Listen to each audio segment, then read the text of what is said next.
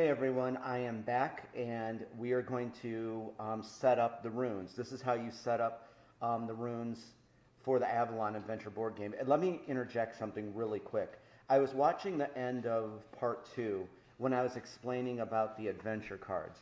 And I'm going to take the demo here. And I think I wish I would have waited to use the ancient runes because this is the demo we're going to do.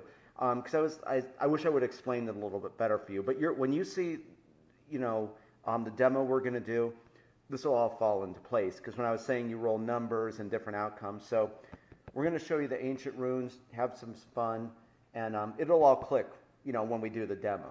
So let's start with this, that you see that when I created the map of Avalon, oh, and stick around after the credits roll, I'm going to pull some stuff from the Dungeon Crusade archives and show you the prototype board. I think I know where that's at, and a couple other things you might like to see. You know, like the origins of this. So, if you notice here in the map of Avalon, I divided up the land into like almost 3 different regions, right?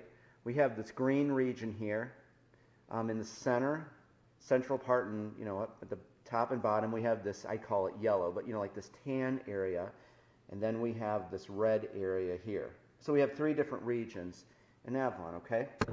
So we're going to scoot over here.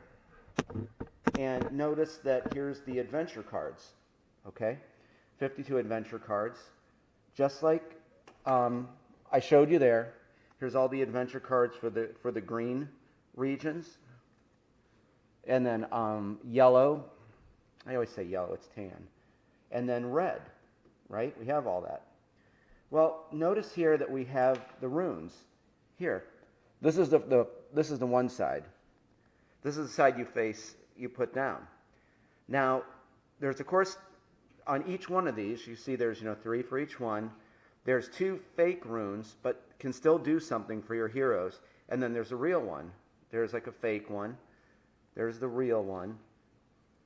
And then there's another fake one. But the blue ones we're getting to, when we do our demo, I'm going to tell you what those are. You're really good. These are good to get. So it's like that. So you notice there's the green, goes with the green region, so on and so forth.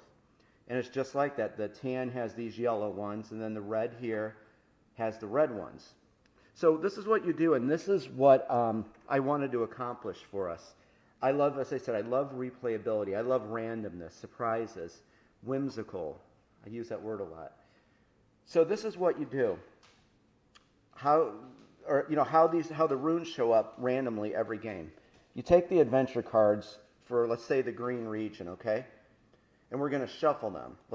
I want to keep this out because I want to do a demo with this. But, you shuffle the cards anyway. Okay? This will, of course, all be in the rolls. You start from the bottom, pull the first one. First one is Witherbrook Forest West. See that? So we're going to pull that out. We're going to take one of the green runes, and we're going to go over to Witherbrook Forest West. You've already see how this is going to go. You just keep, you keep drawing from the bottom until all the runes are placed. That way, when you shuffle, the runes will always show up in different locations in the different regions. So we have our first rune, and of course you shuffle the runes so you don't know where they're at. So we place that one. We're going to go over here to the green region, pull up the next one, White Run Chapel. We're going to go over here and take another, of course, green one. We don't know what it is. White Run Chapel is all the way to the north. We're going to place that there. Bear with me for one moment.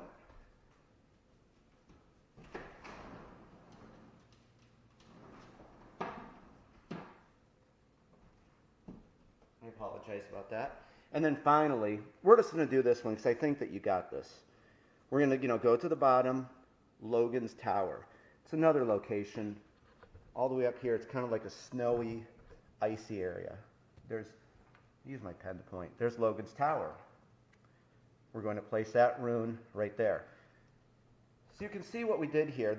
When we set this up, it did it randomly. So then, of course, we would do the same for the yellow and the red regions. So every time you play, you're guaranteed to get a unique experience. And I'll tell you, it's kind of like some strategy that you have to put in. The reason being is, and we're going to get to this, you really have to plot your course of how you want to go about exploring Avalon and getting the runes. Because remember, let's go back up here. Hopefully, guys, this is all clicking for you. Remember, D12 unexplored, D6 explored. Every time you go into an unexplored area without a red tracking token, one of these guys, you, of course, roll a D12. You, of course, have a great chance of finding some treasure or some loot or finding some rare artifact. However, when you return to a region that has a red tracking token, you're going to roll a D6. Like, the rewards are gone. And it's just a game mechanic I put in so people can't sit there and keep farming, you know, the same thing to try to get the good rewards. And it works very well. This game, I assure you, is rock solid and bulletproof. It's very fun. So, kind of like, you have to really plan out, and I found myself doing that during playtesting, that, you know, you really don't want to revisit one of the explored places. You always try to want to plot a course to get you back to Hope's Reach, where it's something, you know, that has been unexplored. So hopefully you followed all that of how placing the runes go. I'm going to talk a little bit more, and then we're going to get into the demo. But hopefully you see, you know, we would go back to the yellow, the red, place everything. Every game, it's completely random.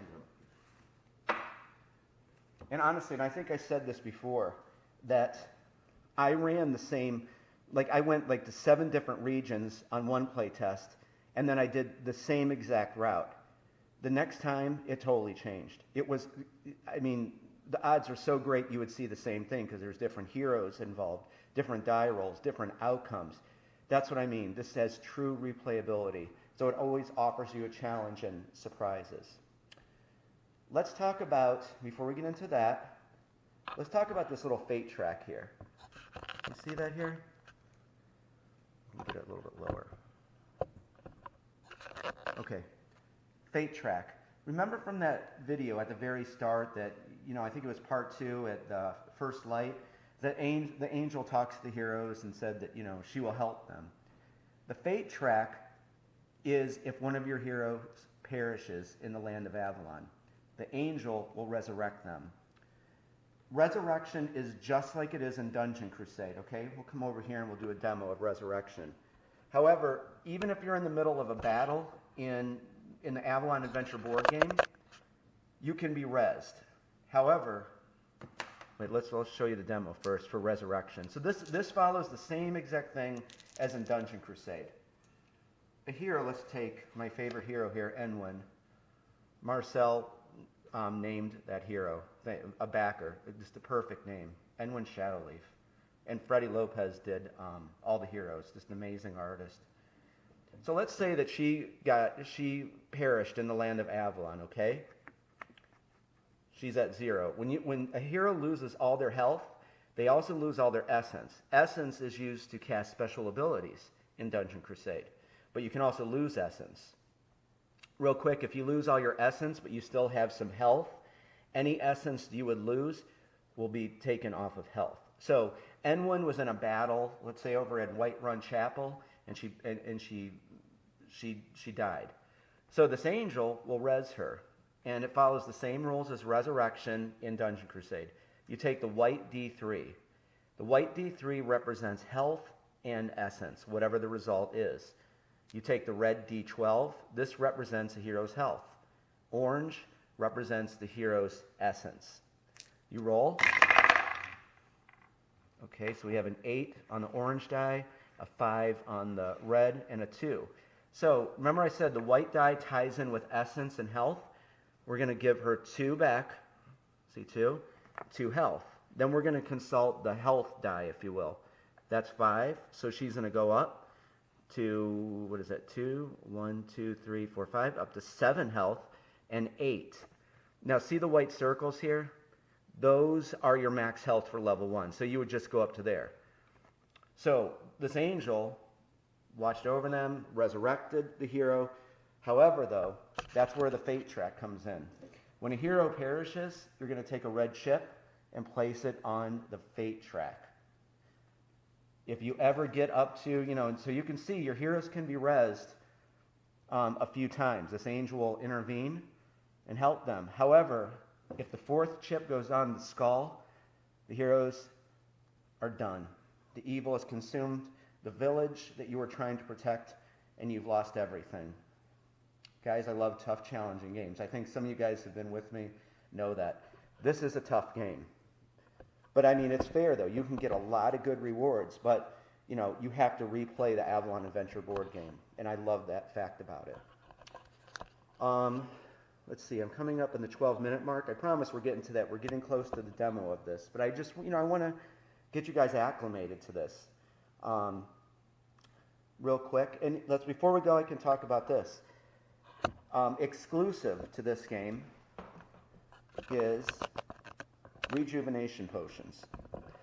These don't come in Dungeon Crusade. There is a ton of potions in Dungeon Crusade already. Same style, like there's red health potions and orange ochre juice, which restores a hero's essence. There's elixirs that are purple that'll cure afflictions. There's elderberry juice that's green. So these new ones here you'll get these with the Avalon Adventure board game.